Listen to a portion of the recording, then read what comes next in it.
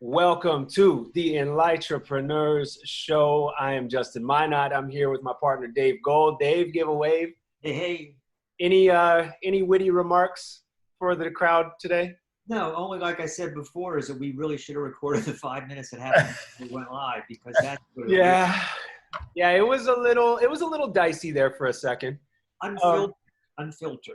Unfiltered, uncut. That's what it is. We are here with the wonderful Jonathan Wolk, a great friend of ours who is a general contractor, architect, and really an exemplary Entrepreneurs member in terms of somebody who is having success and significance, making a huge difference in the world. So I actually know Jonathan. We worked on a house project together, and then recently my house that I live in fell apart, and Jonathan came to the rescue. And by fell apart, if you know me and know the story, you know what that's all about. Jonathan came to the rescue with his crew and got that done all heart, and really appreciate all of that. And he does great work. Dave, how do you know Jonathan? Well, We both got some background with this shady character. Yeah, that's the irony is that I, without getting too deep in my own personal life, my physical house didn't fall apart, but my marital house did. And when I was living in a really nice, ritzy area of North Raleigh, and I wanted something close to my daughter, and there's nothing like that around there. They're just big old houses. And so I put an ad on Craigslist, and I get a response. We have this beautiful place, and I Googled it. It was 3 minutes from my house, and it turns out that Jonathan Wolk, who also owned a beautiful home at the time, had built a garage apartment, beautiful garage apartment. That was perfect. And that's where I was 3 minutes from the home. That's where I lived. Jonathan was my landlord, my sometimes friend, but he was very, very busy. He was always my friend, but sometimes compadre. And so in the final part of the story is that when we were putting together our list of prospective Commonwealth members, he was on both of our lists. So, and I think you got custody of the child, right? Yeah, I think so. I think because I have more recent relationship, and as you'll hear, I'm a part of the happy part of Jonathan's story. So, yeah. So I think I get at least 53% credit. So anyway, that's how he's both of our lives, and he's come back. I'm just really thrilled to see this version of Jonathan Wolk. Yes. Yes. And I'm really interested. I think we both are, in just kind of the story. I think Justin and I kind of represent different phases in your own journey into, greater fullness, greater joy, greater success on all levels. And we'd both love to hear your story and how it relates to us. Well, for me, it's thanks a lot for having me. And but for me, it's kind of like this cosmic connection because sort of listening to those who sat in on the last couple of weeks, from Janetta to Judah, and Janetta talking about coming out of a dark place, and Judah talking about partnering with clients, and Dave, you sort of saw me at the beginning of that, and Justin kind of got me at the end of that, and the cosmic connection is now kind of bringing all of this together is exactly what Janetta was talking about, is when you come out at the other side, it's pretty interesting, and you just see things a lot differently. Yeah. And so I think one of the things that's great about this group, to put a little plug in for the Commonwealth and the Entrepreneurs, is that it is a group of like-minded people, and I think in particular are empathetic leaders, which is why this is kind of an interesting topic, I think, because as empathetic leaders, I don't think we say no a lot, and I think not as much as we should. Yeah, and I think we kind of have to go through those hard times. I know, Dave, Janetta, you asked, is there a way to avoid that? And I'm sure there's some people that are blessed enough in this world that they have been able to avoid having to go through the dark to come out to the light and understand what that means. And kudos to you if you are. But I think for a lot of us, especially empathic leaders, I think it's hard to say no. And I think it's after some bad experiences, both for me, it's been both personally and professionally, and sometimes both, right? That learning what that does for you makes a big difference. So go to the start of your story, in terms of your career, or if you want to go life before that, that's all good too. But really to give a sense of where you're coming from, right? How you started out in this work and the evolution from there. Well, to make a long story as short as possible, you know, I wanted to be an architect ever since I was a kid. And How did you know? well, when we moved from New York to North Carolina, my dad came back with plans of our house that we're going to move into and how the furniture was going to lay out. And it just really excited me. And I took pieces of typing paper and taped them together to make, you know, blueprint size paper, and drew plans on them, and was just really intrigued about space and putting space together. And, you know, toys as a kid were Lincoln Logs and girders and panels and Legos, and always stuff that related to design and building things, and being able to build your own creations, not just necessarily what was laid out for you. I want to camp out on that for a second, because that brought me back to my childhood, where I was running lemonade stands and a bug zoo where I was trying to charge people 25 cents to look at common bugs from a backyard. I was 4 or 5. It was a big business venture. I think I got like 2 clients. But seeing the threads of what brought me joy in my childhood, I've been an entrepreneur from the time as far back as I can remember, an inventor, an innovator. I can go back to those moments. And so for our listeners, I want you to be thinking about when you were young, what were the things that really brought you joy? You know, and it might not be exactly correlated to a job, but you know, whether it was creating or innovating, or like you just getting to design something and make it your own. I think that's a really good clue. The threads of our destiny are woven in all the way back, as far as I can remember. Keep going. And I think one of the interesting things about that is in architecture in particular, and this does kind of tie into the later story, kind of when we all met, was that in architecture, they don't talk about being an entrepreneur, owning your own firm. They don't talk about the business side of it and all that. And so, you know, to lead a firm, you think you're just going to come out and design these buildings, and we've all read The Fountainhead, and, you know, come out like that. And you don't get that. And then what I learned by working with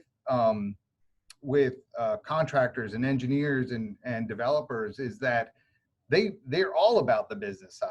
And so one of the things that was intriguing to me and going through that process and learning about those different businesses is they're all about being a business. Right. And there's really great architecture firms out there that are both about design and business, but it is rare.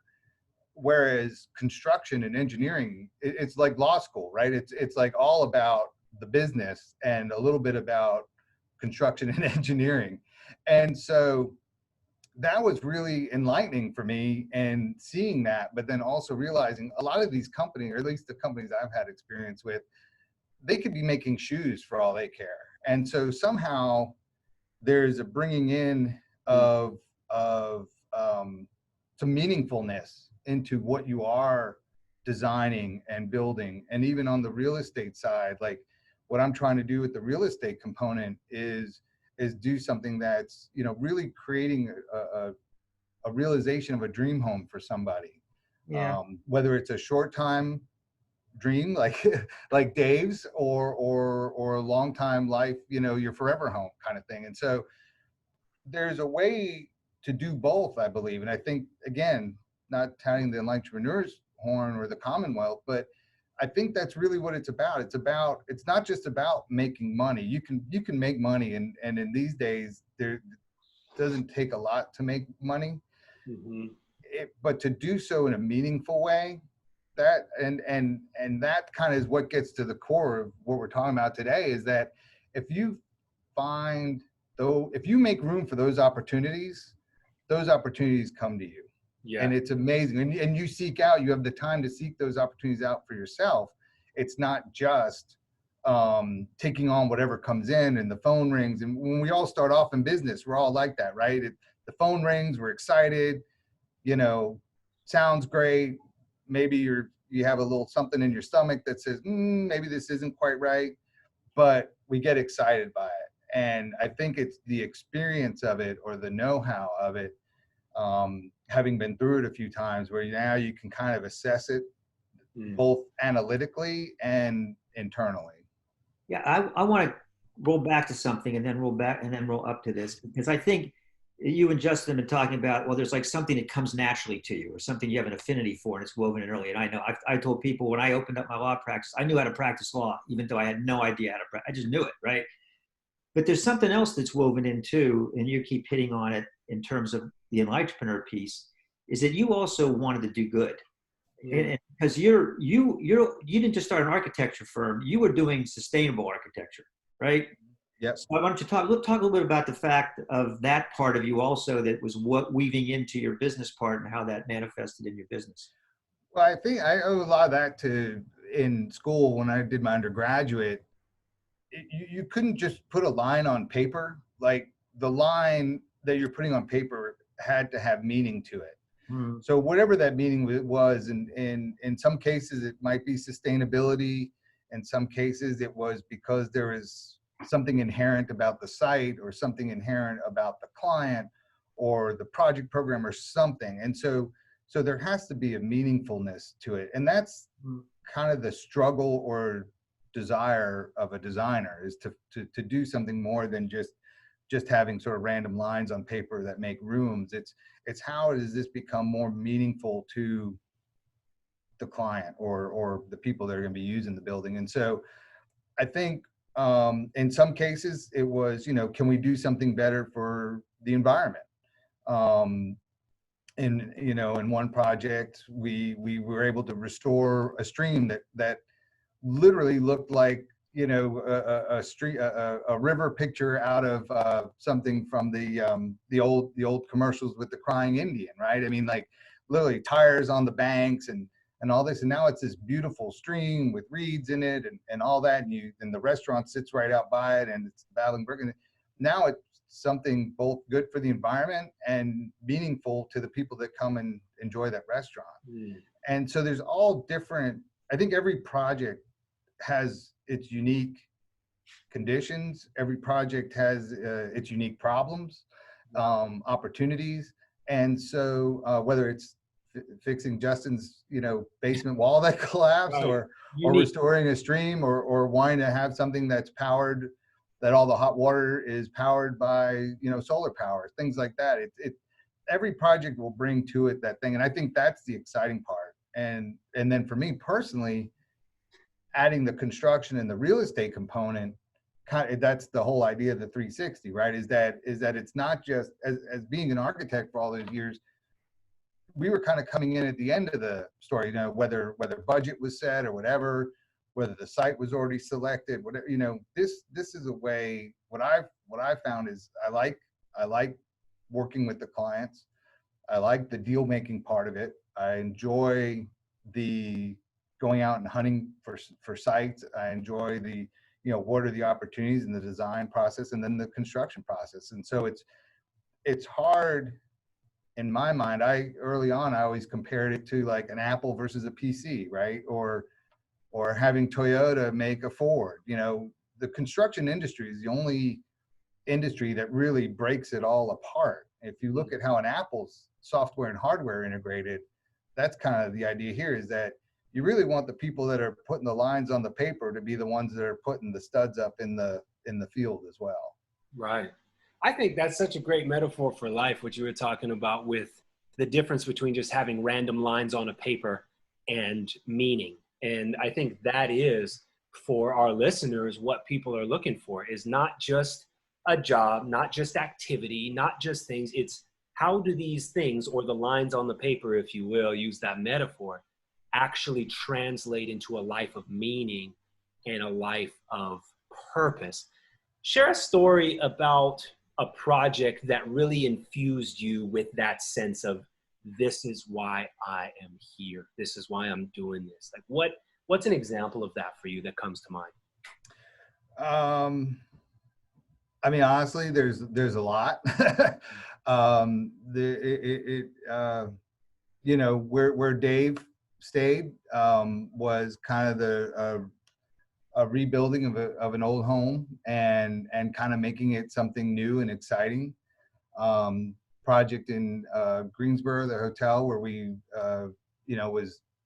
is a LEED platinum, is has achieved all kinds of notoriety because it's the most sustainable, hotel. And this was done back in 2005 when people didn't even know what LEED was. Right, before it was cool. And then there's like just that part in general. Like we were the first in the area. There's a software program called Revit, which is a building modeling software, and we were the first ones to really engage that, and just took the whole office for a week, shut it down. We all went to training. We all came back, and we were using this new software, which was, quite frankly, was unheard. And we were on the cutting edge of this.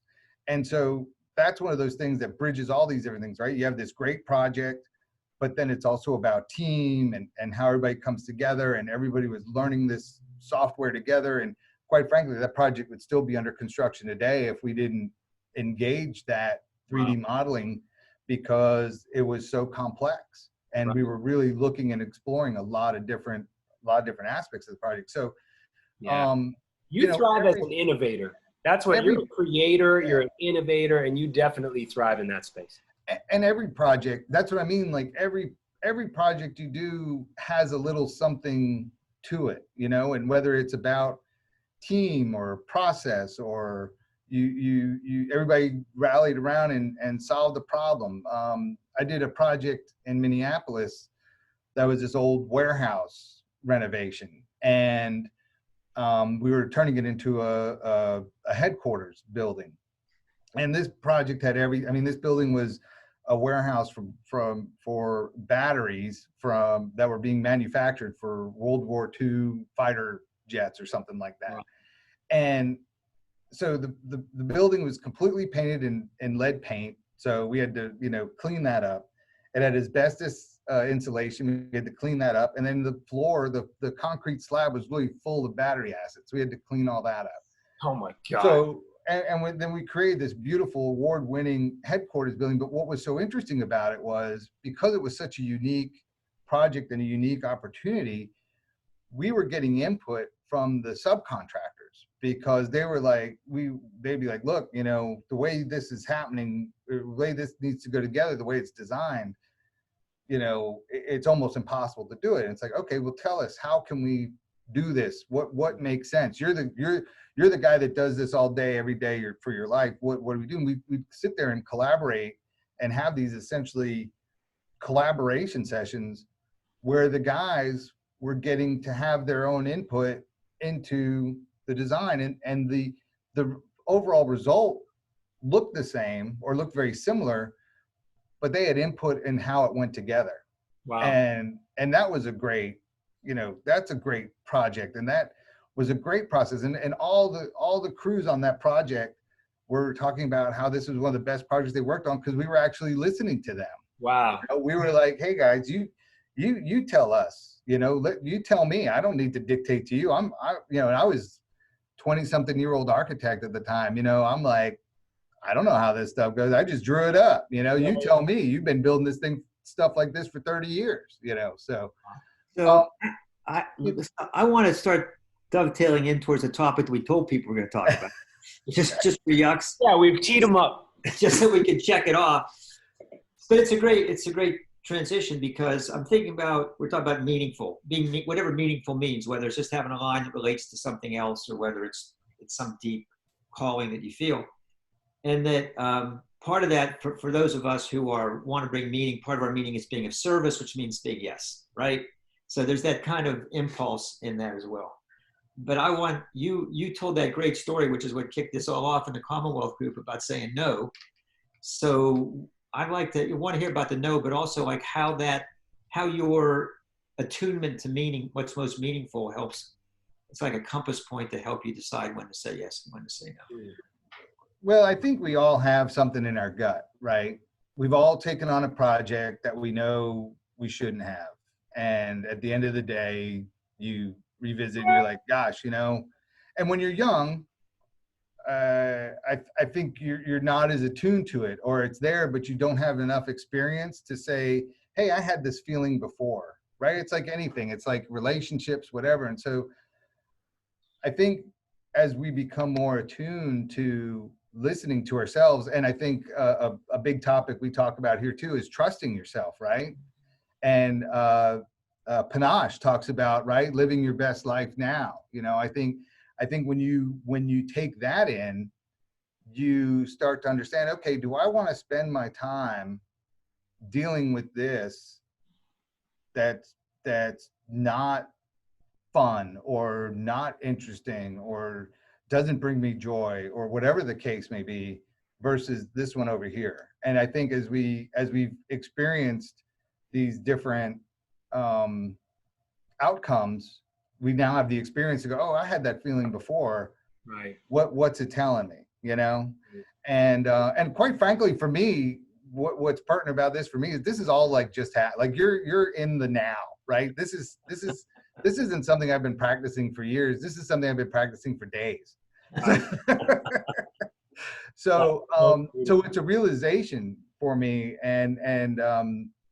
but I think it's looking back on stories like that and saying, okay, well, you know what? I've said that and I've told that story probably a couple dozen times. And now I realize, oh, well, you know what? So what that story is I was right. I was right, you know? Right. And then learning, like, where did I feel that? How did I, what was telling me? Because I feel like intuition right now, the way I'm experiencing it, it's like an intelligent intuition. It's not just a feeling, and it's not just data and information, but somehow my higher self is connecting the data with a feeling and trying to alert me or trying to warn me for good or for bad, right? That can go both ways on the intuition. Tell that story, the intelligent intuition story that you shared in the group, because I think just the lesson for people, I think, is going to be so pertinent. So talk about that. Yeah. So basically had a repeat client that was never a good repeat client. Mm-hmm. This is going way back. And one day comes to us with a project that my partner was like, well, this is a slam dunk. And I said, his projects are never a slam dunk. We've lost money on every project. I said, let's cut to the chase. Let's write him a check for $5,000, give it to him, say no thanks, and we'll know that we've only lost $5,000 doing this project. Right. And he's like, absolutely not. We will, no way. This is a slam dunk. We'll do fine. So do the project, comes back at the end of the day, and I'm like, we lost almost $15,000 on this project. And remember when I said write him a check for $5,000? Right, cut our losses. we actually would have saved $10,000 by literally doing that. And so that's just one of those things that if you know it, inherently, you know it.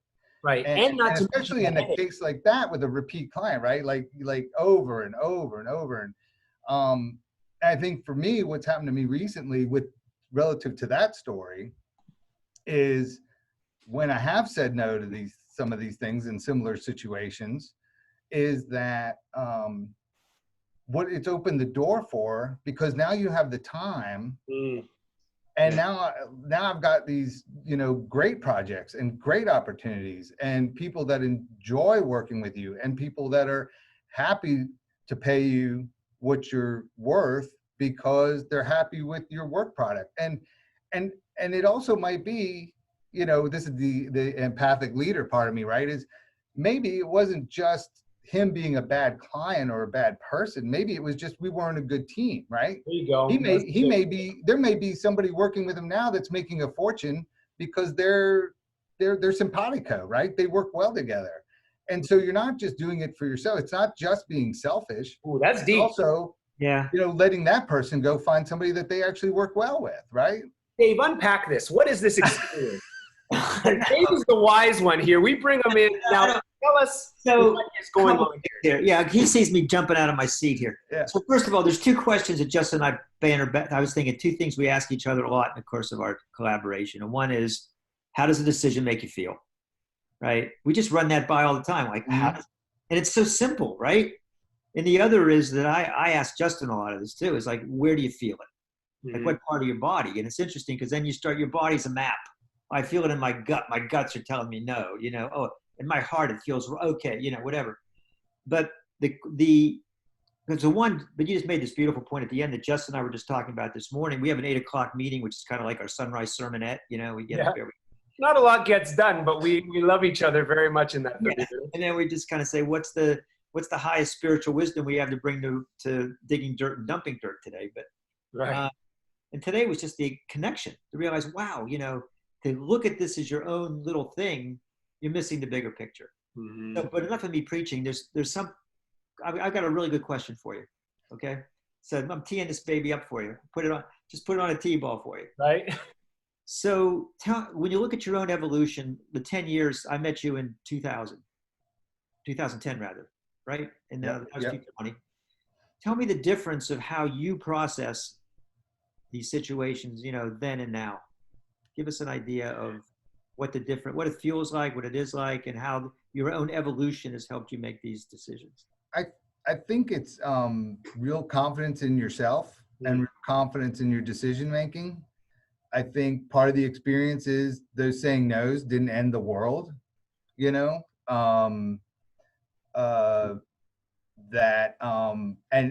when you say no and there's a positive outcome, it reinforces your ability to do that, right? It's like a muscle. And I think that's the big difference, is now having the confidence. And I'll be remiss if I didn't say this, is that, and Dave, you've recently experienced this, and Justin, I believe you've been lucky enough to have this for quite a while, is quite frankly being a man, having a great woman or a great partner with you that does reinforce that as well, right? And also in the fact that it's a true partnership. It's not I think before you or I felt like I had to say yes to everything, because I had a machine, I had all this stuff that I had to take care of, right? And so you had to say yes to bring in as much as you could, to keep as much going out as you were taken care of.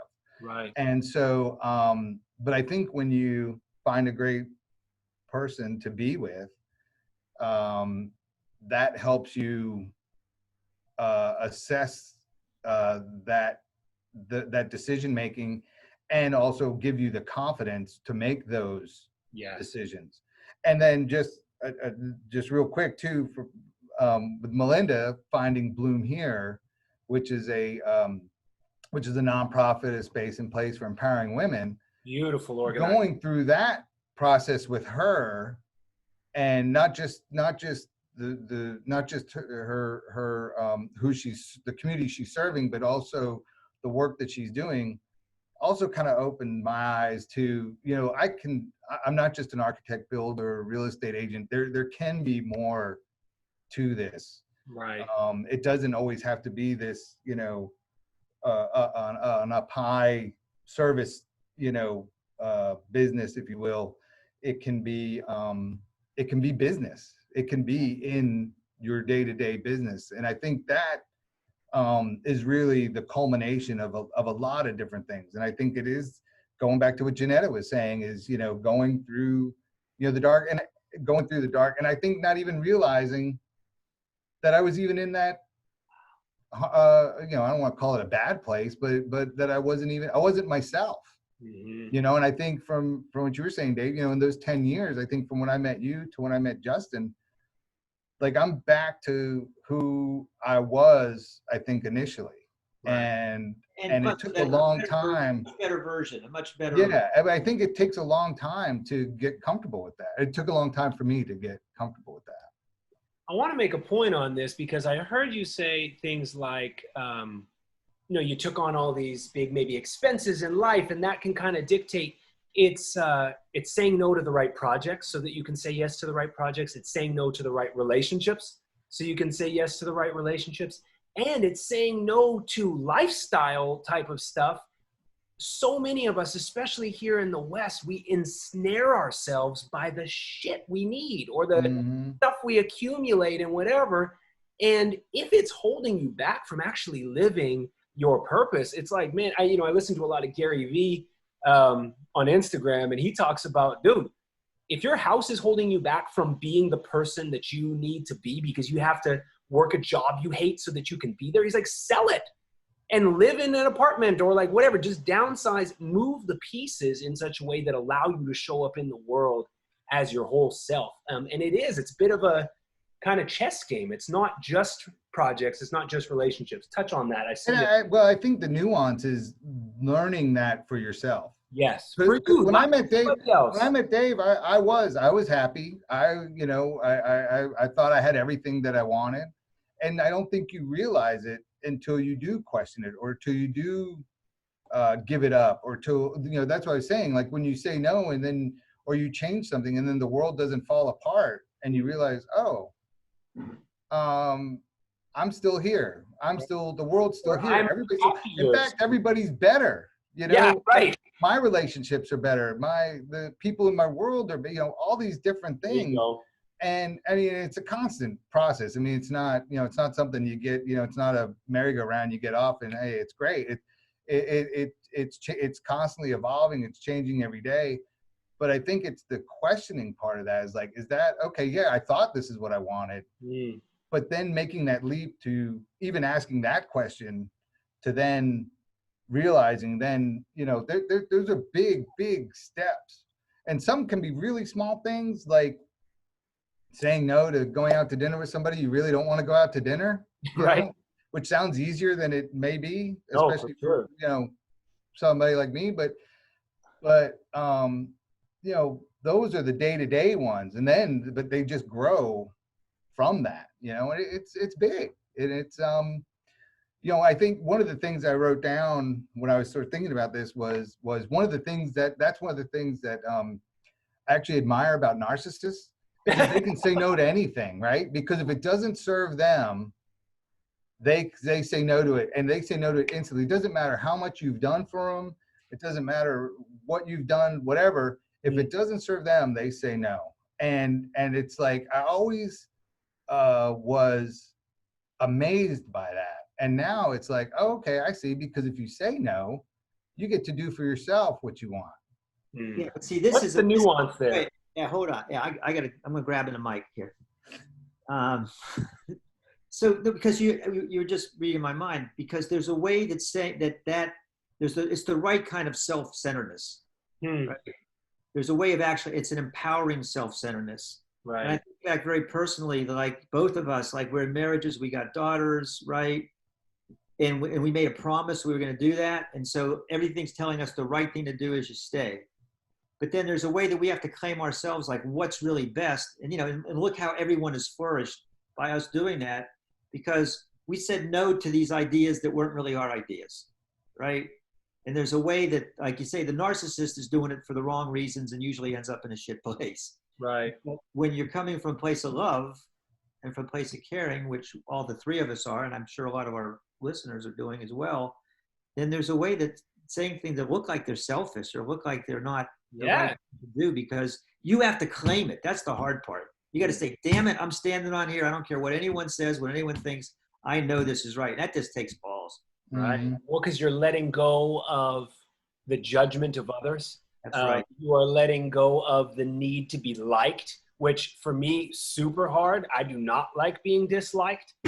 And letting go of those things for someone who is as sensitive as we are in all the best ways is so hard. And I think the nuance there, Dave, you were getting, that's beautiful. I think there's a difference between self-centered and self-love.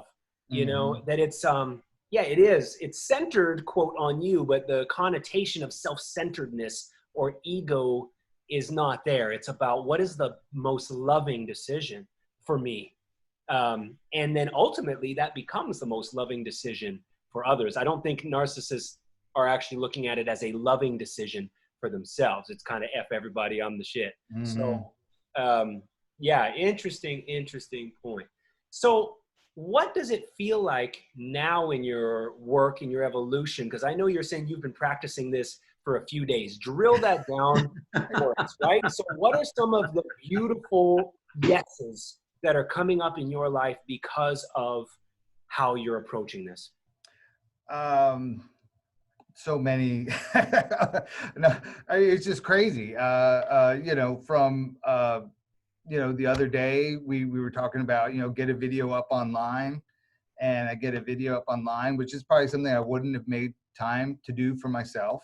Mm-hmm. And one of my great clients, award-winning project, sees the video and reaches out to me and is like, "Hey, I saw your video. I thought it was, you know, you talked about exactly something. I really enjoyed working with you before.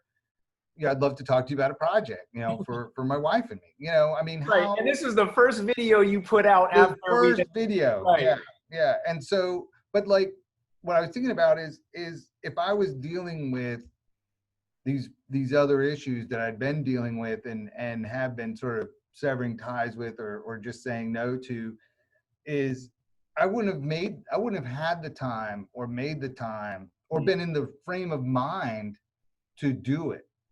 And that's the thing to me that's becoming so, pardon the pun, enlightening, is that Right. I made the time to do this thing. And you don't, when you do these things, you don't expect immediate gratification. But then to get immediate gratification is Right. like, holy shit, I'm not only am I doing the right thing, I'm being rewarded for doing the right thing.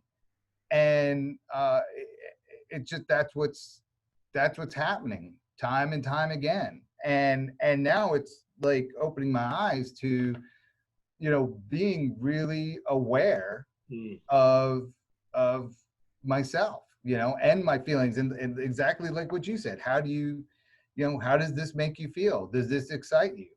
You know, a friend of mine is got a great. In fact, I've called the he titled it Dream Cabin when he was sending me the stuff, and I'm like, Dream Cabin, what a great name for a project. And we go and we look at the property. He was like, oh, I didn't think you'd be interested. You know, I'm like, dude, this is I'm like, this is awesome. And he's like, oh, I'd love to work with you on this.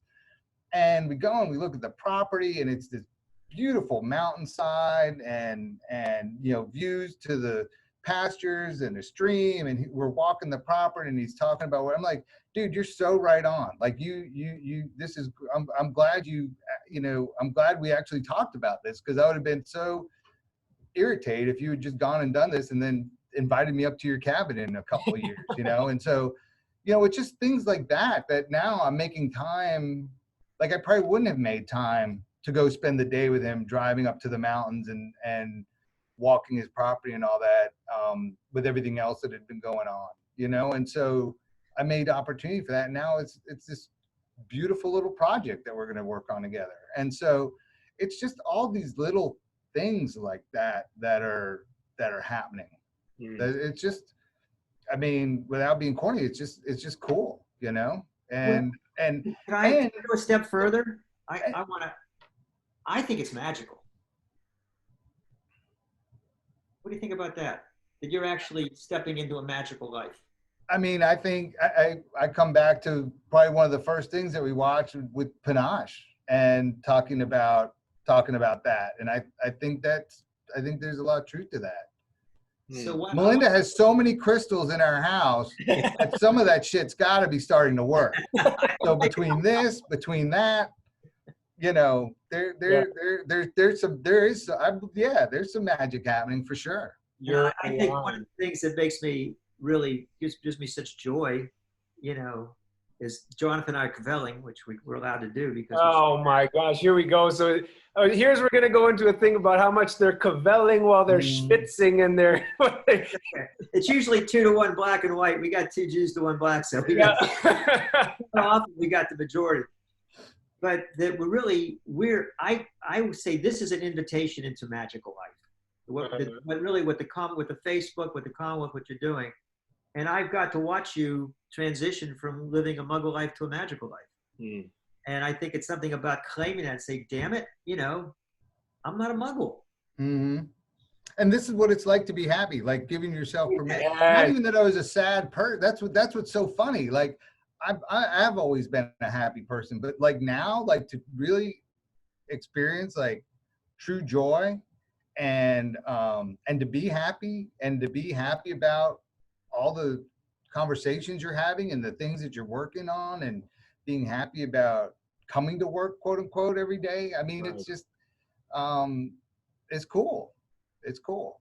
Uh, And, I, and I think, you know, to bring it back to the topic at hand, I think it's making space for that. And I think so often in business, we get caught in the doldrums or the negatives or the bad things. And that's not to say, hey, my life's not perfect. Believe me. I mean, we've still got things to work through and all this, but there's just a different sensibility about it. And it's like, it's problem solving, not crisis management. So, you know, it's cool. It's cool. And I think ultimately for it to be happening now with everything that's going on in the world, quite frankly, to me is completely boggling, because You're we talked busier about than this, ever right now.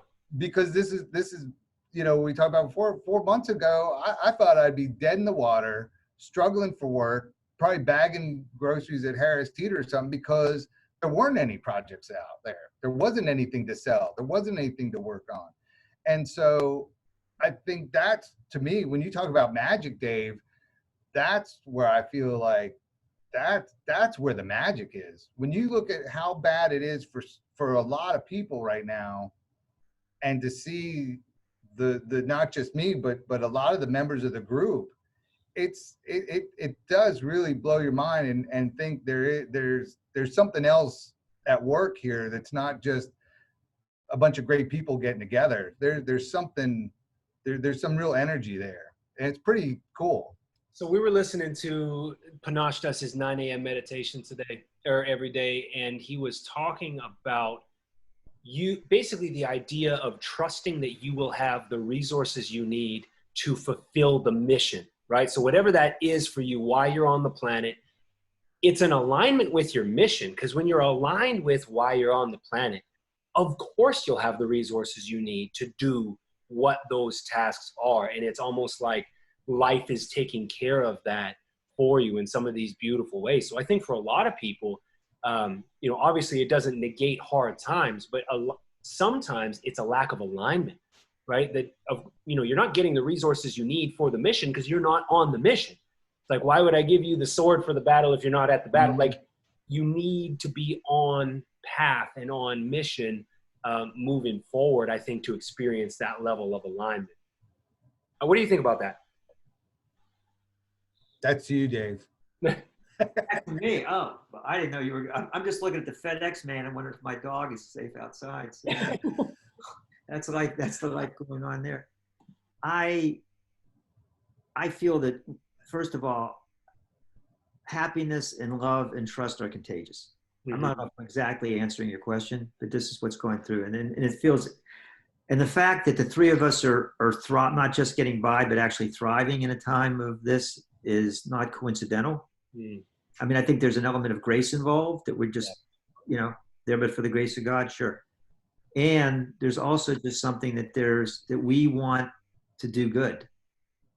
And we want to bring that into the world in any way that we can. And we're learning these little tricks, like, hey, if I say no, guess what? There's a big yes out there that didn't have room to come in if I didn't say no.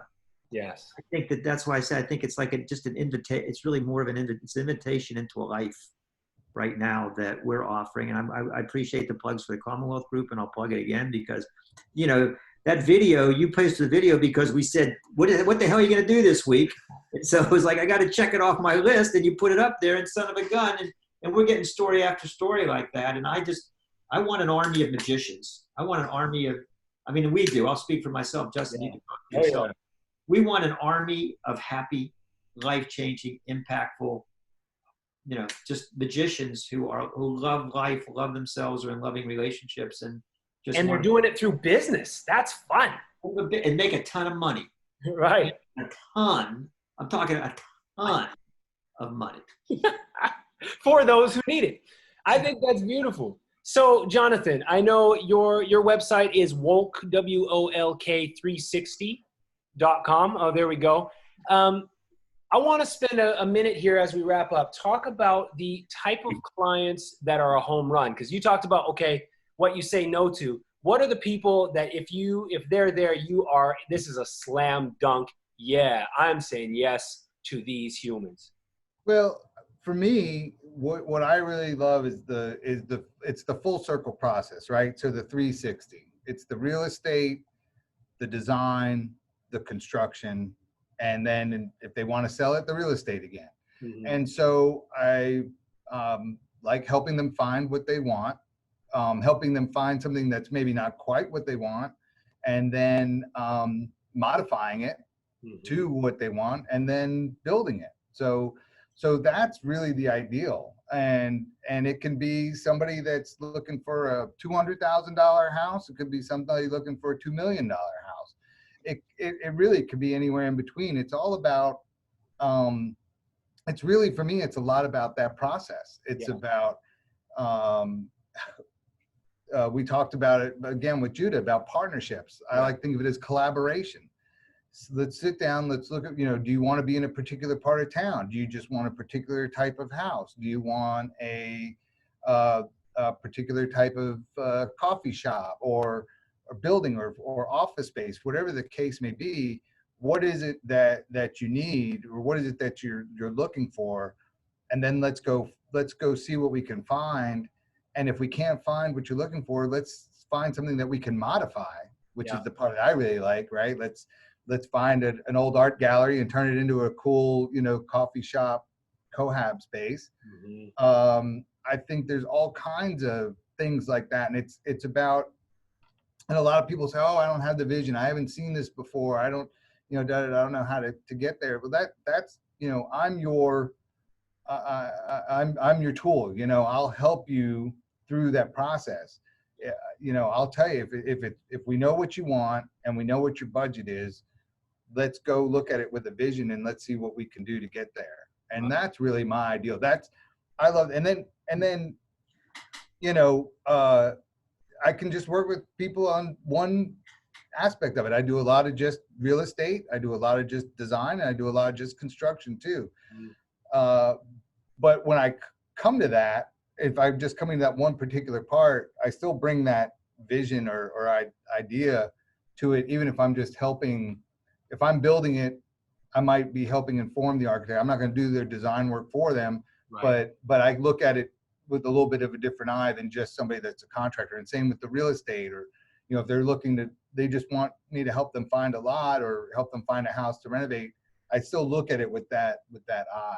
So I want to give you a quick testimonial here, which you can use. I think you can use it. Sales guy me says you can use it.